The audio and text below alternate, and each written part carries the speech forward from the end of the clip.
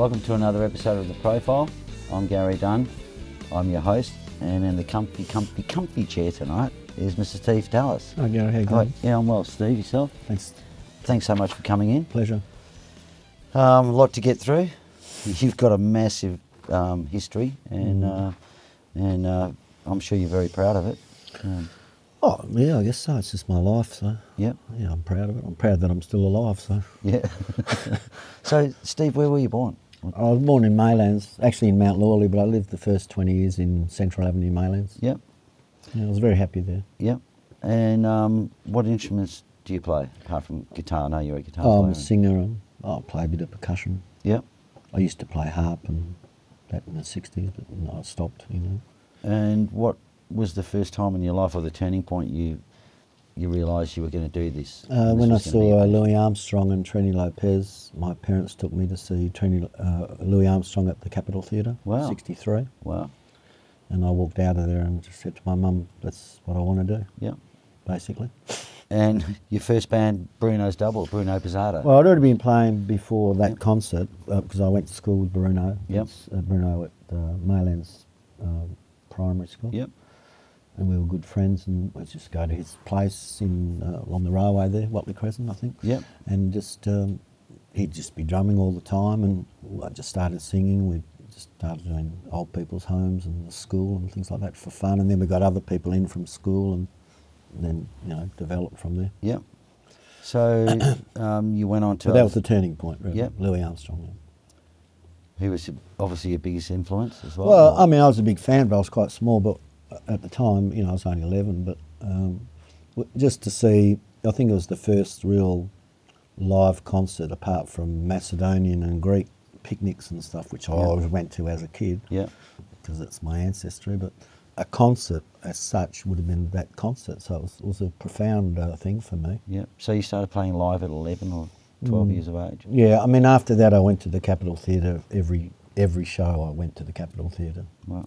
I saw every touring act and every national act playing there.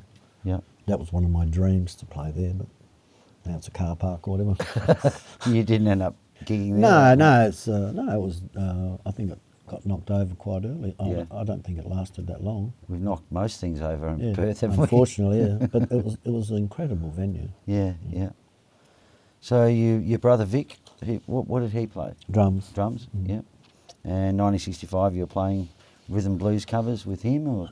Yeah, Broken Things is when we really started hitting it. And that's actually named after the B-side of a Billy Thorpe single, Sick and Tired. Ah, Broken Just Things. like the name, Yes. And we just started playing, the usual Stones, Kinks, Yeah. all the R&B stuff at the time. And then I started delving into the real blues Yeah. sort of thing, I got It's like many people, Yes, I got a list of plenty of bands. Tampa Red with Al Cash and JellyRoll Bakers. JellyRoll Bakers, yeah. My Grandfather's Blues with Peter Walker. Well, Broken Things we just talked about. So JellyRoll Bakers, that was with Peter Walker. How was that? Because you recorded an EP. Well, yeah, we with that, did an didn't EP at 6PR in Hay Street, East Perth. Gaslight Club, because we were doing a residency there. They paid for it. It was like a promo thing. Yeah. But it was the first real recording, actually. So we have a double live album at the Gaslight Club. Yeah. But the EP was done like really professionally, sort of thing, So you're still doing that now every Wednesday night, aren't you? Well, it's not. Obviously, I just using the name, as a respect thing from the club. Oh, okay. Yeah, it's just a club I run in Freo on Wednesday nights. Yeah, at the Fly By Night. So what was it? Was it called a different name in those days, or? What's that? The Gaslight Club? Yeah. Well, it was called the Gaslight Club, but it's not the same club, obviously. Right. That closed. Alistair Norwood used to own it. All right. And he closed it, became a Jeans West, I think, or something like that, down there in Sherwood Court. He owned Jeans West, didn't he? Yeah. Yeah. It was sort of like a boutique and then moved into Jeans West. Yeah. So Grandfather's Blues, starting to play more blues rock, 1967. Yeah. And then, after my Grandfather's Blues going into JellyRoll Bakers, it was more sort of black blues, really Sonny Boy Williamson, Howling Wolf, Muddy Waters, all that sort of stuff. Yeah. So you used to get your albums in those days? I used to get them from Melbourne at first. I used to deal with a shop in Melbourne for a long time, and then I used to get stuff from Musgroves and Western Electro Sound, I think they were called, and a few other places. You had something to do with 78 Records at one time, didn't you? As well? Yeah, I was an owner from 75 to 79. Yeah. But That I was in used to Hay get- Street, wasn't it? I was in Hay Street when I was Yeah. one of the owners, yeah. Yeah, 'cause I They used to go opened in up in there. Forest Place at the time. Yeah. But I used to get my stuff from a shop in Melbourne originally, Yeah. because I couldn't find what I was after here. Yeah. You know, after I heard the first Stones album and things like that, I was looking for Little Walter and Howling Wolf and Muddy Waters, all these people. I couldn't find, nobody even heard of them here. Mm. And I found a shop in Melbourne that I used to get it off, and then I started importing it from there, and then some of it started appearing here. You know, So- Musgrave started having a lot of old blues, folkways, recordings and things like that. So I was working in Musgraves in 75, and I used to walk up the street to 78s because Musgraves had nowhere near Yeah. as much diversity as 78 Oh Records no, had. it's a good shop. Yeah. Yeah. It's one of the most unique shops I've seen in the world, really. Yeah. Not, Everything. not because I was an owner, because it was actually a really unique shop, I think. Yeah. Well, you were the first people that had headphones and you could go in booths. Yeah, it was sort of hippie-ish, I guess, but it was really just a relaxed place, and the focus was on the music. The focus was on the music we had in the shop. You know? We had a lot of vinyl, so it was pre-CD. So you've written like massive amount of songs and massive amount of albums, and Yeah, I've written about 430 songs, I think. Yeah. Something like that. yeah. Well, I, you mean, I started. wouldn't remember them, but Yeah, I think at Sammy I got registered with ACRA. yeah. So that started in 1969, 69, I think. You started playing guitar in the King Biscuit Company, and Yep. at the same time you started writing your own songs. Yeah, well, once I decided I wanted to be a writer, I mean, the main band that influenced me as a writer, Australian band, was the Easy Beats. They're the first band that made me think, as an Australian, I could be a songwriter. I mean, it took a few years, but I had to play guitar to write songs, so I wanted to play guitar anyway. I wasn't really happy with people I was working with at the time. I didn't think they were sort of strong enough rhythm players, and rhythm interests me. So I'm not a lead guitarist. I only play rhythm now. I only play rhythm. So rhythm is what interests me, you know. So It's just as an important cog in, Yeah. you know. I just love playing rhythm, you know. So, and I thought I could do just as good a job as who was in the bands at the time, and you know, it just seemed ridiculous to have someone that couldn't play, you know. And then... But it was really for writing. Yeah. Yeah. And those 3 chord songs, did you write many of them? Oh, I write a lot of 1 chord songs actually. I don't want to complicate it. Relax, don't do it. I do a lot of 1 chord songs. Yes. I don't think about it. Some have got more than one. Yeah. I just write. They are what they are. I just write. Yeah, I don't think about it. Yeah. And do you write mainly about your experiences? Everything's about my life. So whether it's love or it's politics or religion or whatever, you know, everything is very personal for me. Yeah, cool. G Troop, 1971, with Ron Parker and Dennis James. Where I turned alcoholic. Did you? Yeah, that's where I became an alcoholic. With But Dennis? it was a great honour to when they asked me to play, you know, because I'd looked up to Ron and Dennis and that around town. We were friends, you know, but I'd never played with them. But when they asked me to play, I thought, great, you know, these guys are great. But I just played rhythm guitar. And drank? And sang harmonies because Terry Adderton was such a great singer, you know. I don't think I even sang one song, but yeah, it was just a good time band, really. We had a good time, you know. Yeah. Fried Egg, that was with Rick Whittle and that was Royston just McDaniel? Lots and lots of different people. Yeah. That's where I went solo in '74 because I wanted to play with different people. Yeah. I didn't want to play with one band anymore. Yeah. I'd had enough of all that. I felt too restricted, so I wanted to use lots of different people, and that's what I've been doing since '75. Well, I've got this little book here, which I think goes with your box set that you brought in with you. Yeah. I don't know if you want to... Can people buy these? Oh, not really. No. I mean, I get asked about it a bit, but I haven't got the money to really repress it, you know. It's Steve very Tallis expensive.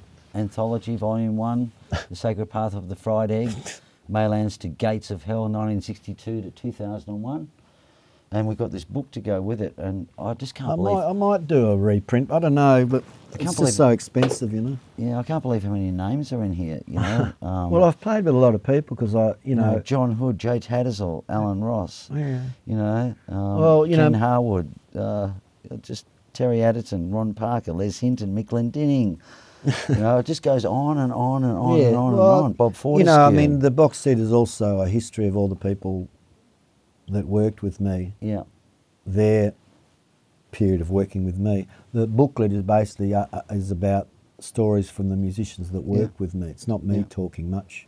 They're just talking about what it's like to work with me, you know. Yeah. Because I don't rehearse, you see. So yeah. You just get up and jam. my if music you like. is very improvised. I don't rehearse. I don't have a permanent band, so I just put band lines together. Yeah. Same everywhere in Paris and John Meyer. around the world. Actually. John Meyer and Phil Bailey and Greg Schultz and Brendan Darby and Yeah, just you know, I was always looking for people. I'm still always looking for new people to work with because I like to keep fresh, you know. I'd let my producer Al know that because you probably need a drummer that can play 2/4 and Yeah, he was all telling that sort of me stuff. actually. Yeah. He can. He lifts the house off with his 2/4 stuff. Yeah, he's got better shoes than you, mate. They call the band usually the Magnificent Seven, but it should be the Magnificent One. Oh, Yes. I know that band. Yes. So Lucy Crown was the first original band. That was a we were almost all original. I think a couple of J. Giles songs and a couple of blues, but it was almost all. Did John original. Meyer write some songs for that as well? No, it was all my songs. Yeah, because he became a writer later. A couple of Ivan Czar songs, I think. Yeah. But it was mainly mine. Yeah. Yeah. I had a lot of songs written at that time, so that I wasn't doing. So Yes. I really needed to start playing my songs. You know. Yeah. And folks, you're going to hear a lot of different bands. There was a band called Bitch in 1973. That was a very popular Someone band. suggested it was about your girlfriend at the time. No. It's Rolling Stones and your Sticky Fingers. Okay. We used to have a van. Great album. We used to have a van with a painting of this woman copied off a Miles Davis album. All right. Used to get a lot of. That was the Bitch. Well, it was just a logo or something that we used, and we stole it off a Miles Davis album. You'd probably get in trouble doing something like that. Yeah. Well, we used to get in a lot of trouble with the cops at the time for other reasons. But, Oh, I've got that bit in here somewhere. I don't know whether we'll talk about that. No. So you went to Paris. You travel a lot. You went to Paris and London for 4 or 5 months for inspiration. What? were you sick of what was going on? No, just someone invited me there for a while, you know, and I needed a break from Perth. I'd never been away. I'd been over east, but I'd never been outside of Australia. And it was the perfect opportunity for me to go away and just think about what exactly I wanted to do. Yeah. Because I decided to go solo, but I hadn't actually, you know, constructed all my philosophies and concepts clearly. Yeah. But I did that basically when I was away. So solo acoustic guitar? No, I mean solo as a musician without a band, Oh, okay. without a permanent band, when I say solo. And yeah, I did start working solo as well. You know, just acoustic guitar. So you did that in Paris? Oh, I played a little bit, not much. A bit in London, no. That was more of just a break. Yeah. I mean, I've been playing for a long time, and we were playing 7 nights a week, you know. But, you know, I've just been playing a long time, in groups. Yeah. I just needed a break, you know. Yeah. You know, I got tired of all the egos and all the bullshit, you know. Did you ever do anything else? Any other jobs throughout your In my life? Oh, yeah, I've done retail, apart from 78's, Monkey Music, distribution, exporting, lecturing at the con, TAFE. Yeah. I did a lot of work with kids. You still lecturing at TAFE? No. And I like it, I really enjoy it. I did a lot of work with kids and handicapped people and homeless people, and started a radio show on UES-FM in the 80s called Spoonful of Blues, which is still going. I started that in the mid-80s. And I've done publishing, management, touring. I did a lot of tours, international tours and national tours, into Perth, I mean. Yeah. And just, well, like I was saying to Alan earlier, when I was young, I decided I wanted to be a musician for the rest of my life, so I wanted to understand how the business worked. Yeah. So I deliberately did a lot of things because I wanted to find out, even if I made mistakes, I wanted to find out how the industry worked, you know? Yeah. Because I took it very seriously. Yeah. And I basically did everything. So, you know, it was a conscious decision to try and do everything, to find out how it worked, you know. So at that point in time when you were inquisitive to find out how it's going to work and what it's all about, were your visions then, or your trust of the industry? No, it just made me more cynical. Yes. But it also made me more aware, Yeah. and it made me more knowledgeable about how it worked, you know. Yeah. I mean, I never had hit records or anything, so I wouldn't know what that's like, but I just wanted to survive, you know, and I wanted to survive playing my music, so which is not easy these days. I mean, it's very difficult at the moment, you know, to get enough work to live, you know, really. I mean, I survive because I lead a very simple life, but it's not easy these days to, you know, you can't, there's no such thing as working 7 days, not playing original music anyway. You know? Are you sure? Unless you play for free. Yeah. Just a bit earlier on, obviously you're drinking some fenugreek tea there. Our producer's fallen asleep. Are you sure you gave him a fenugreek tea bag, or is it something else? No, he's gonna. It's rough, he said. I drink a lot of herbs. I use a lot of herbs. Yeah, good for you. I'm very healthy, Yeah, absolutely. I wish I could say the same thing. No, I'm Steve. healthy. You actually digressed a little bit in '82. You did Sensational 60s. Well, Dave Warner and...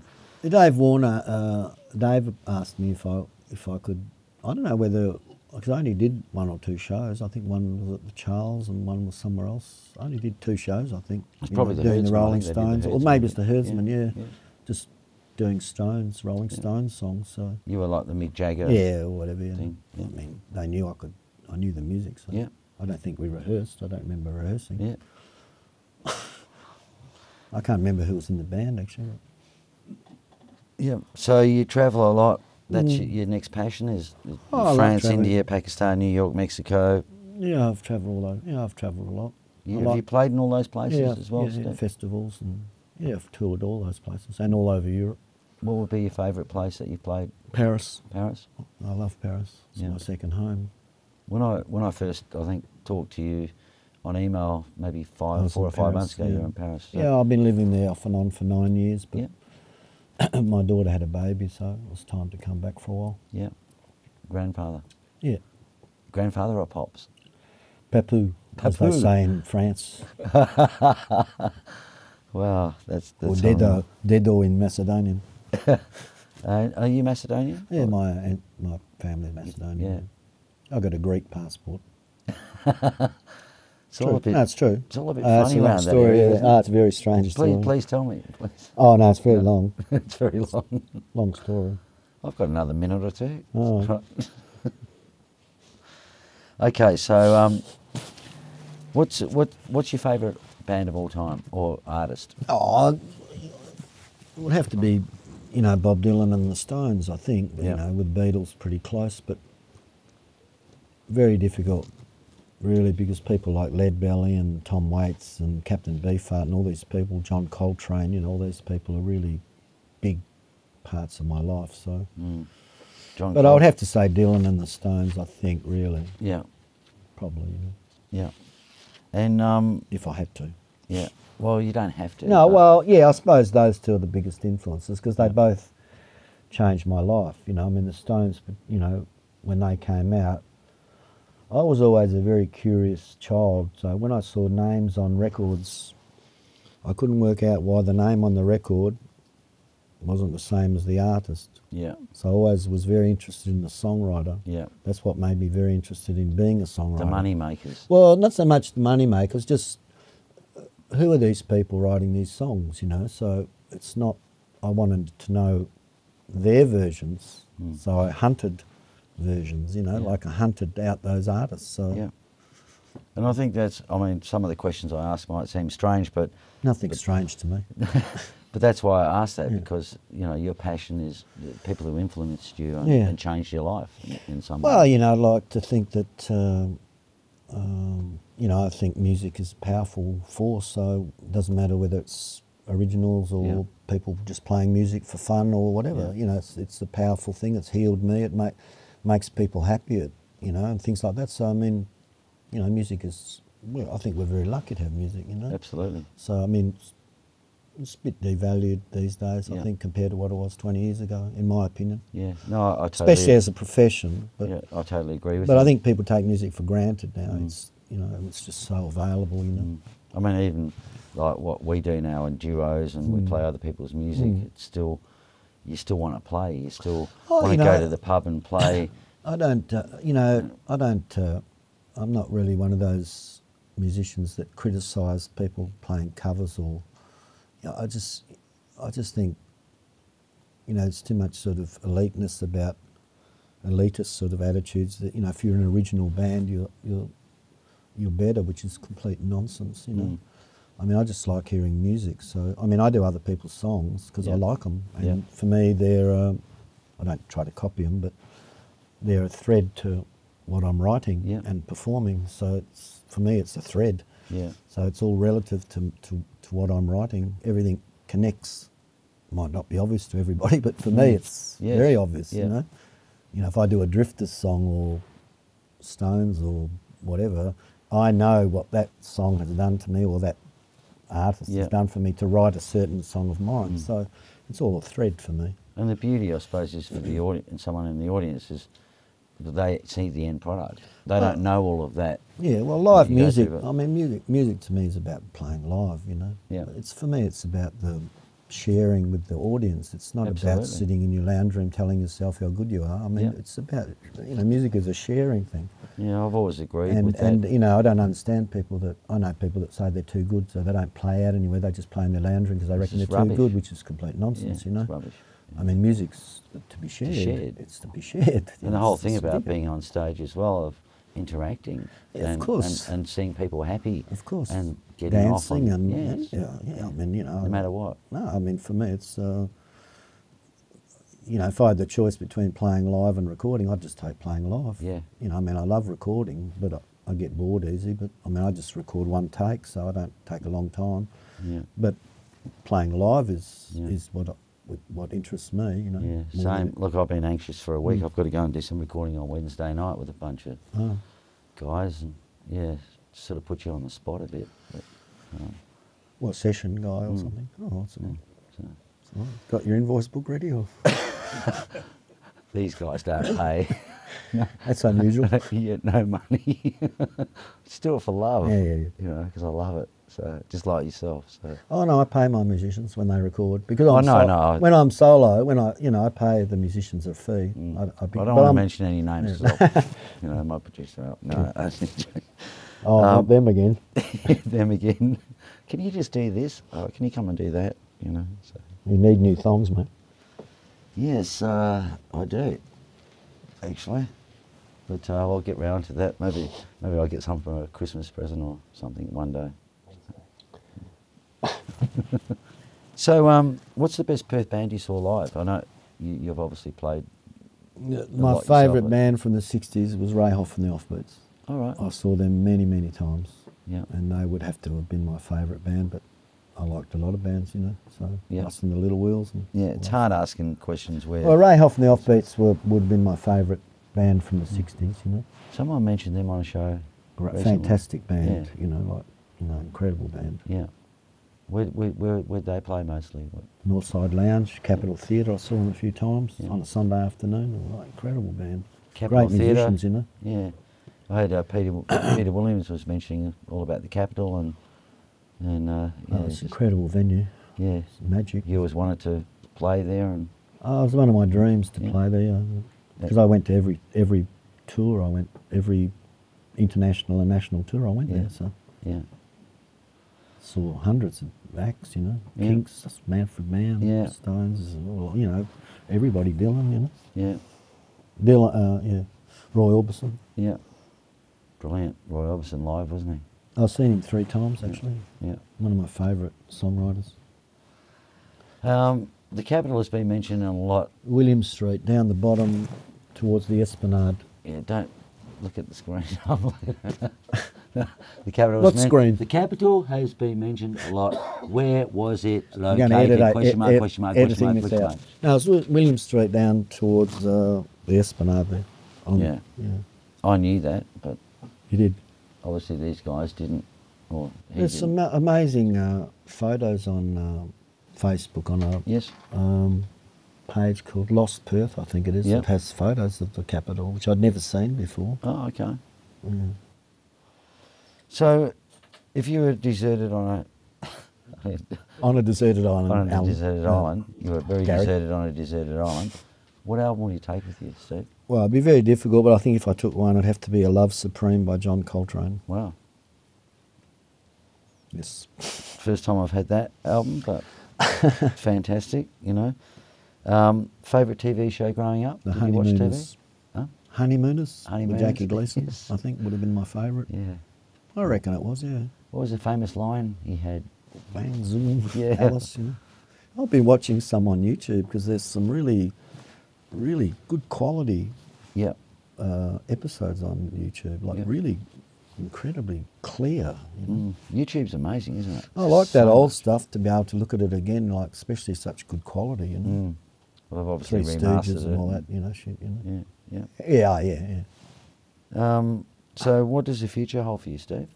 Just more recording, more touring, more songs, basically. Yeah.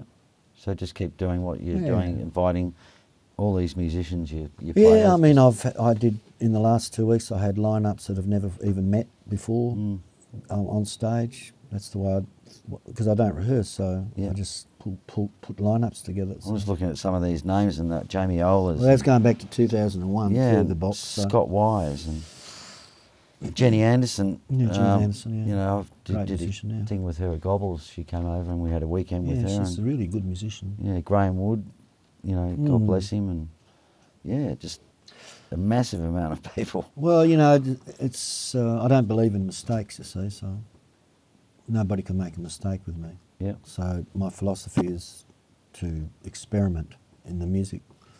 So I play new songs on stage that the guys have never heard, but they know my body language and they know what I'm like, so they watch me. Yeah. You know, like I say, a lot of my songs aren't that complex, really. Yeah. Some maybe, but not really. Quite simple. I've got a thing written here called Voodoo. Can you talk to me about that or what? Oh, it's just you know, I've been interested in and I've been practicing it for about 30 years, 35 years. But it's just part of my interest in Buddhism, Hinduism, Sufism, Islam, Christianity, blah, blah, blah, you know. Yeah. It's just part of the whole picture, you know. It's Is- not well- no any more important. But, you know, a lot of it is from the music that I love too, you know, from New Orleans. And I got a lot of music from Haiti and Brazil, Cuba and all that, which is all voodoo related, or back to Africa, you know. So, excuse my ignorance, voodoo is a religion, like, or is it a way of life, or is Well, I suppose Which you is could call it religion a or- religion, I suppose, yeah. But I mean, in Haiti, everybody follows voodoo, but they're also Catholic. yeah, You know, there's a lot of threads there. yeah, But it's you know, it's from Africa, and for me, it's just. I got into it really because of the music I was listening to. You know, field hollers and slave songs and all that in the South of America, particularly. It was all directly related to slavery trade. So, you know, that's when I really got back into African stuff, and when I searched back, you know. And I heard musicians that were just identical to John Lee Hooker and identical to Lead Belly, and you know, I heard melodies from Senegal that were identical to Lead Belly's songs and Wow. things like this. I mean, I don't think it's a conscious thing. I think Sure. it's just an evolvement of. Yeah. So that's why I got into that, because they all practiced voodoo, and you know, and I love music from New Orleans and stuff like that. So it was just something that just evolved, really. So the sensationaliser's obviously not. It's the- not. I mean, the- you know, the everyone sticking thinks that as soon as you in- say the word, you know, it's Voodoo, it's it's- Hollywood B-grade movies, but Yeah, you know, yeah. it's much more sacred than Sure. that. You know. Yeah. You know, I Bit mean, of respect. I don't. I rarely talk about it, really. You know? Yeah. But no. I mean, I believe in it. So. Yeah. I mean, just you know, have- I believe in it as much as I believe in anything else. Yeah. If you know what I mean. Yeah. I'm not one religion. I'm a mix of the essence of all religions Yeah. and philosophies that I've read about and experienced. Yeah. you know. You know, I've lived in Muslim areas and stuff in Paris, so things like that. So, and what's your experience with that? fantastic. It's no different. Yeah. Less problems than here for me. Yeah. I've never had any problems in Paris. Yeah. I've never had any problems anywhere around the world, except maybe in Holland once.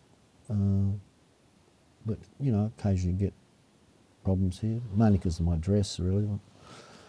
You look beautiful tonight. Thank Steve. you. Mainly because of my clothes, but, you know, because people don't think a man should dress like this, really. But in Paris, nobody cares. So. Mate, I'm quite conservative tonight, actually. yeah, I was going to wear my Snoopy pyjamas in tonight, but... I like your tie. Yeah, thank you. All supplied by Vinnie's and Really? Salvos. Your sponsors? $2 Yeah, ties. me too, my whole wardrobe. So, what unfulfilled ambitions, do you have any unfulfilled ambitions in your life? There's something you want to do that you've thought about? Or? Well, I'd like to do a volume 2 of the box set, Mm. bring it up to date, like to now, like the last 16 years. But there's still unreleased stuff from the 60s that I never put on that Wow. box, so there's still things missing, which I would put on the new one. So I'll do Is that. that something you would remaster before you did that? Or? Oh, yeah, I do remaster. Yeah, but I've remastered a lot of it already when I was doing that. Yeah. And also, in the last 15 years or whatever, it's, you know, a lot of the recordings I've got are digital, so the quality's a lot better than stuff I had in the 70s, Sure. which was on cassette. Yeah. So it's all digital now. So it's already halfway there. Yeah. But I'll do that, and I'll do another new album next year, and just tour really. Just, You got a lot. You got a lot here. Well, that's just some of the CDs, you know. Yeah. I mean, I got singles and cassettes and. So where then I do you bring wood. buy this stuff, Steve? What do you want to? Off my website, really. What's the website? www.stevetallis.com.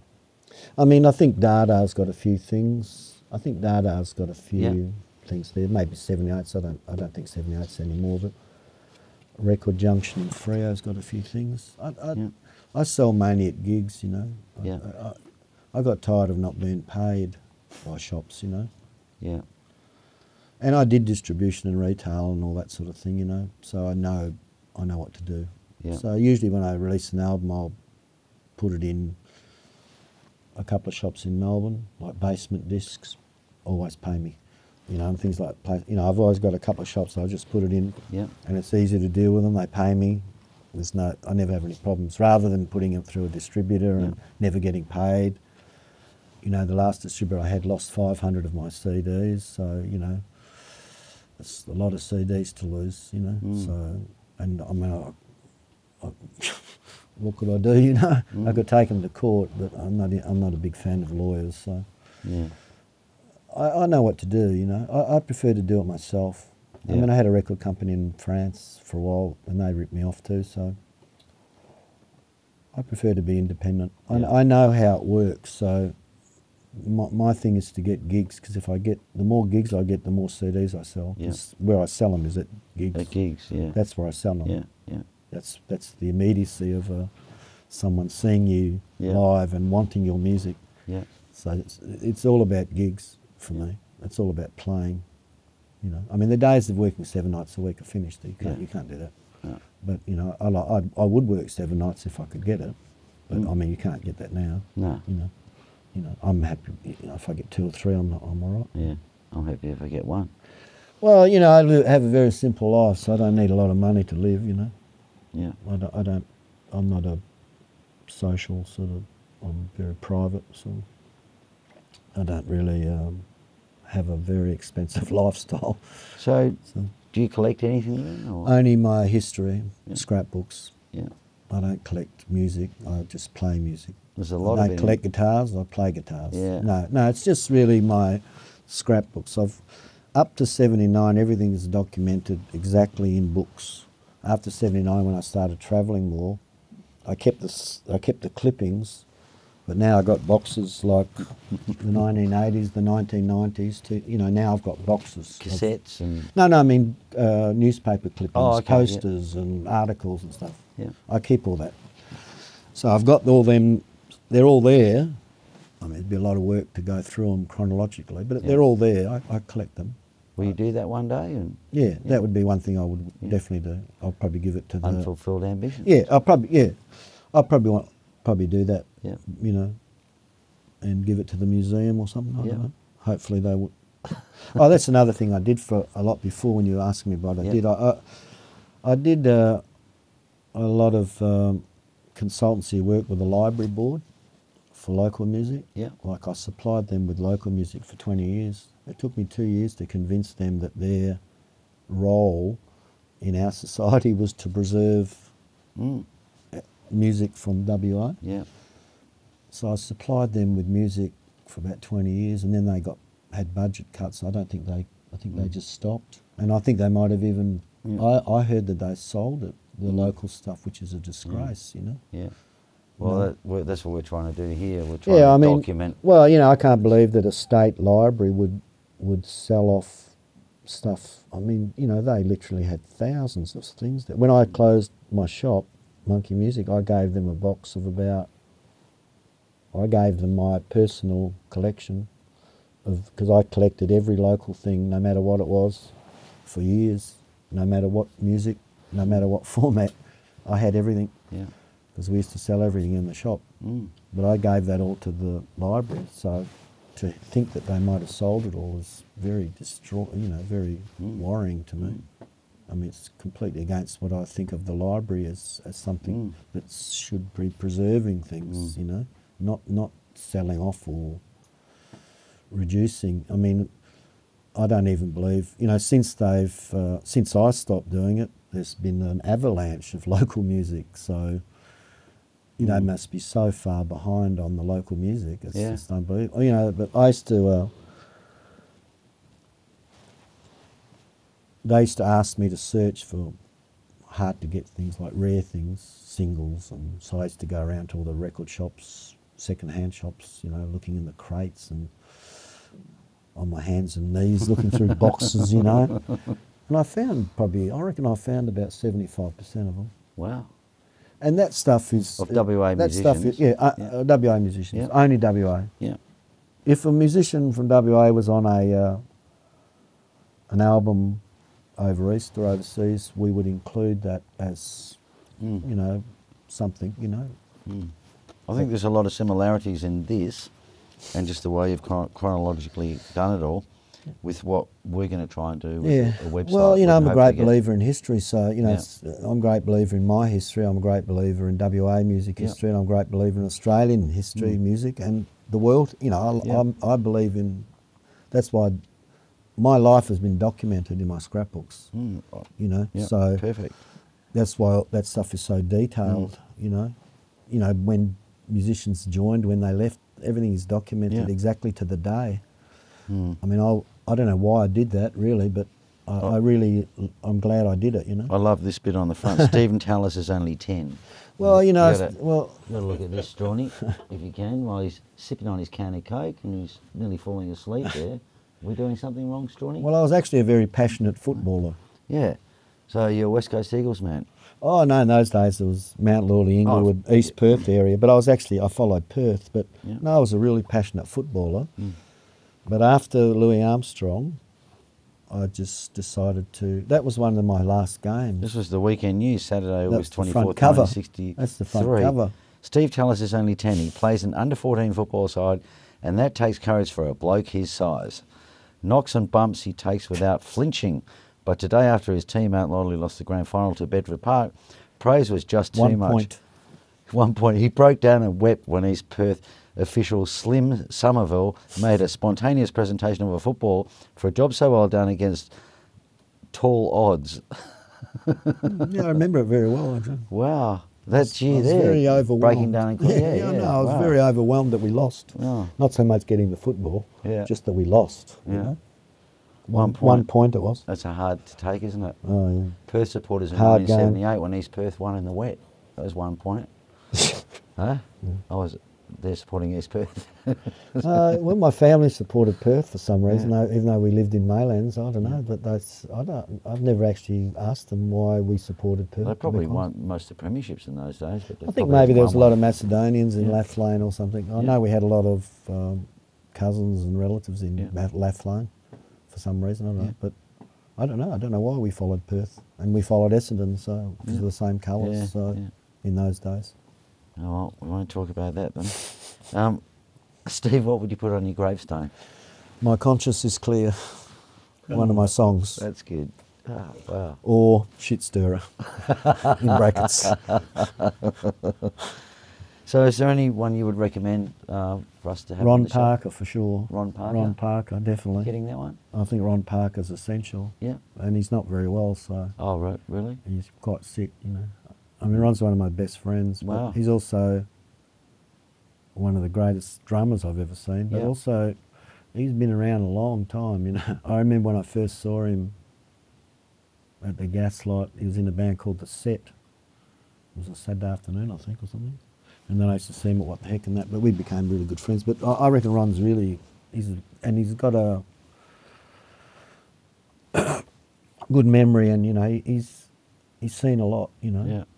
You know, he stopped playing because he was crook, so, you know, had Yeah. a few heart attacks and all that sort of thing. But I think Johnny Johnson, I reckon, is a Johnny Johnson, yeah. interesting guy too. Dave Clark's been around a long Yeah. time. These are people who work with me, you know. So, Yeah. but also they were around in the 60s, Yeah. around the same time, you know. I appreciate that, and we'll get our I producer. mean, there's probably more too, I guess. Yeah. I suppose Peter Walker would be interesting Yeah. to Look, talk to. We've got 300 names. Well, you know, and, you can go forever, really. and we're only doing sort of one a week. It's Yeah. we've Yeah, I probably, mean, there's a lot of probably got the people next around. 10 years Yeah. wrapped up. Yeah, I think Ron's good, but because Ron's was there. Well, for me, I presume you've done Russ Kennedy. No, we haven't interviewed Russ Kennedy yet. He's on the list. Oh, you should do Russ. Yeah. I keep in touch with him on Facebook. But I think Ron's, you know, Ron's about 5 years older than me, so you know, he's around. You know, he's seen a lot, you know, and Well, he's he's played only- with a lot of different people. He's only 45. Yeah, thanks. So, Wow. you know, like He was a little bit older than that, Steve. So is there something that we don't know about you that you could share with us, or is that a rude question? Oh, no, it's not rude. I'm a very private man, but probably that my birth name is Stavros. Stavros? Yeah, because I was baptised Greek Orthodox when I was born, and my parents changed the name for various reasons. Stavros. Stavros. I prefer that. My kids call me Stavros, and Wow. most of my close friends call me that. There's a few other things, you know, I suppose.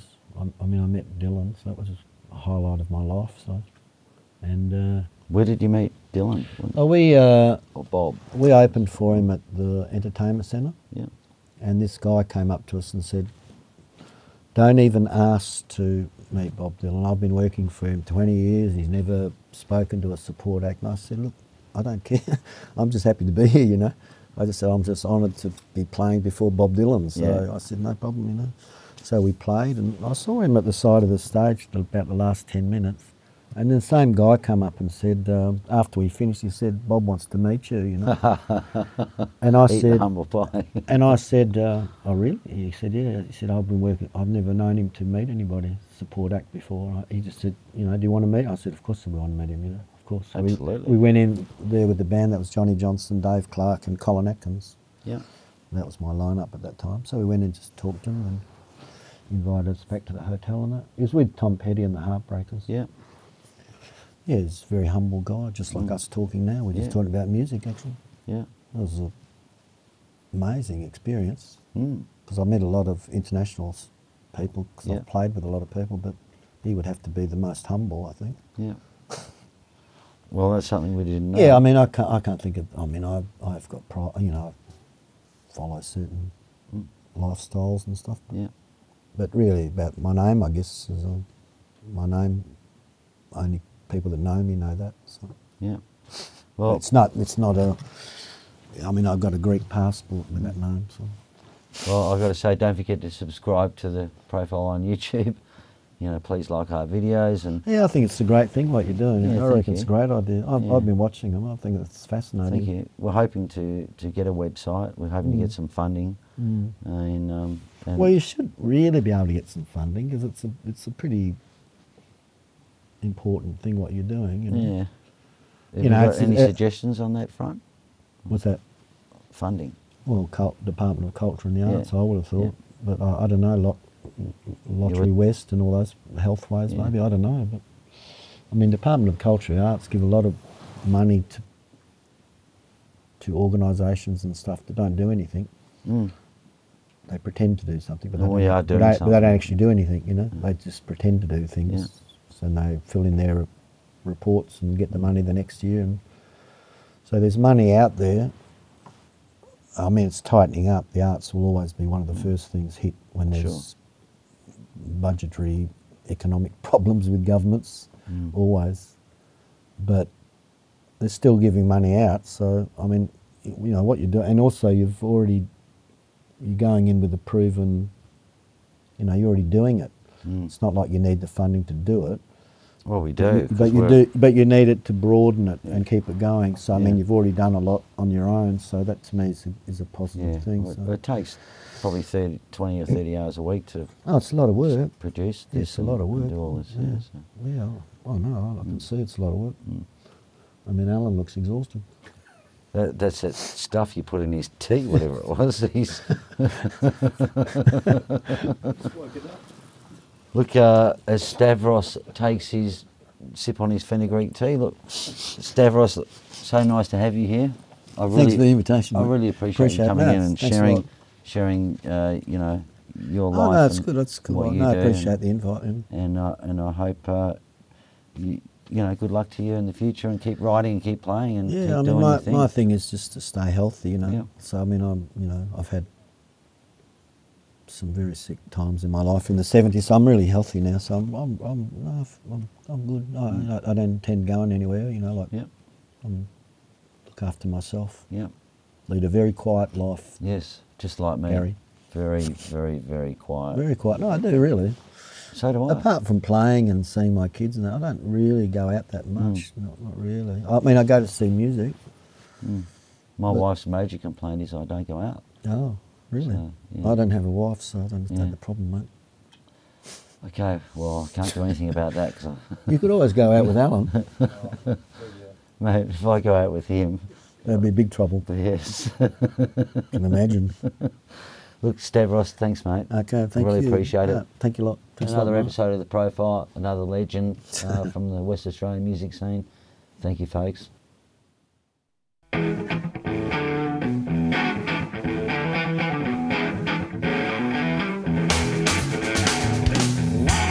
The streets of New York City, hugging and kissing my wife, she's looking so pretty. I gotta go back one day to New York City. I gotta go back to that cold and windy city.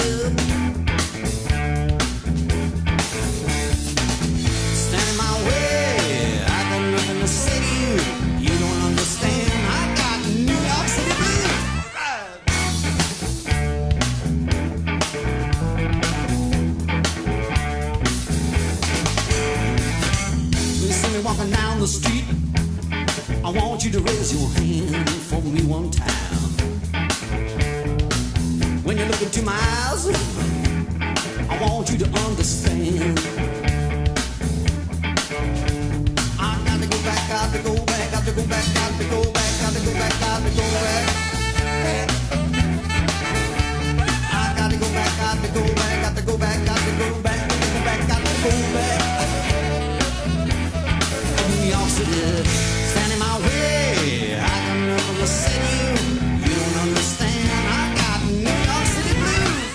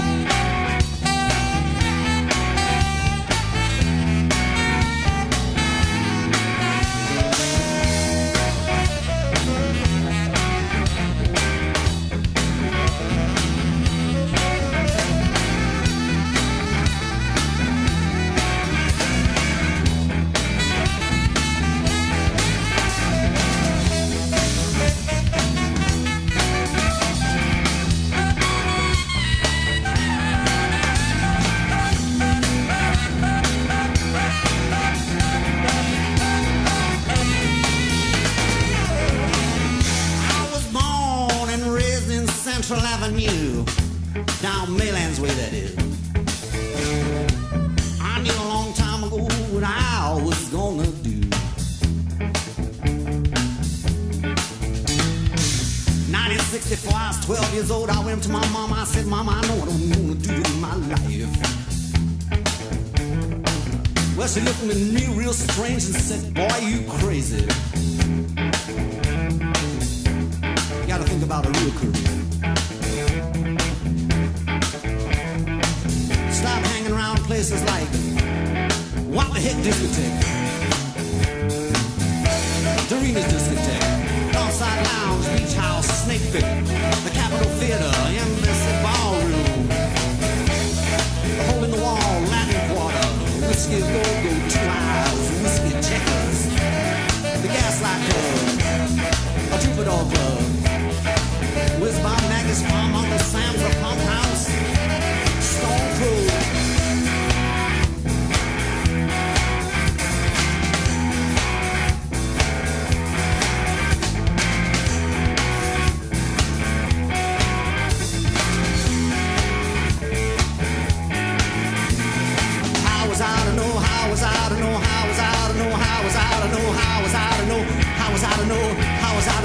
I don't know. I'm gonna be in New York City, 1982, just singing the blues. Alright, walking around the streets of New York City, hugging and kissing my wife, she's looking so pretty. I can go back to New York City.